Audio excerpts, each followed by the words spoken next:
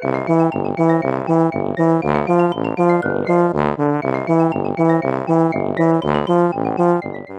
biroute de l'oncle Charles, pour Ska Édition.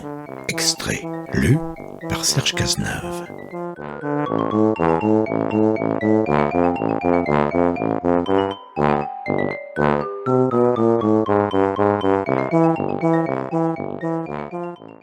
Ma grand-mère fumait des ninas et aimait faire des allusions coquines.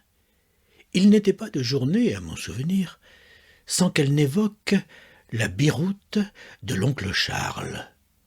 L'oncle Charles, je l'ai connu jusqu'à mes 6 ans. Après, il est mort. Il était charcutier et diabétique, je crois.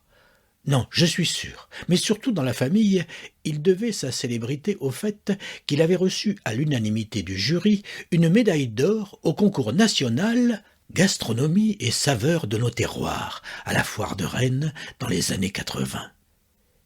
Il avait obtenu cette récompense en proposant sa fameuse biroute, une andouille d'1 mètre de long tournée à la main et fumée à la tourbe de nos marais. L'oncle Charles avait un fils, Jean, de 3 années mon aîné. Ma grand-mère l'aimait beaucoup.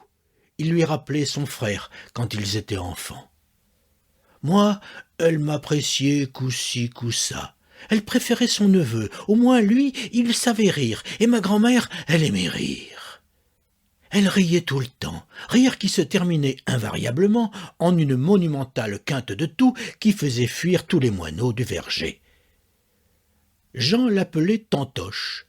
Moi, j'avais du mal à l'appeler mamie ou d'un autre diminutif affectueux. Je n'y arrivais pas.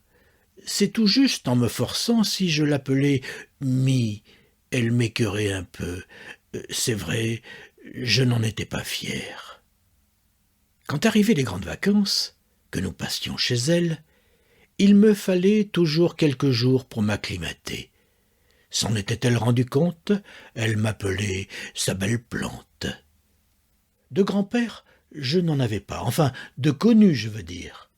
Un jour, Jean, alors que nous ramassions des prunes, m'avait fait cette confidence. « Toi, des grands-pères, t'en as un max, des tonnes, des litres !» avait-il ajouté, en partant dans un grand éclat de rire provoquant simultanément celui de ma grand-mère qui, pourtant, se trouvait à l'autre bout du jardin et n'avait rien entendu. Ils avaient l'un pour l'autre le rire communicatif. Ça ne s'explique pas, c'est comme ça.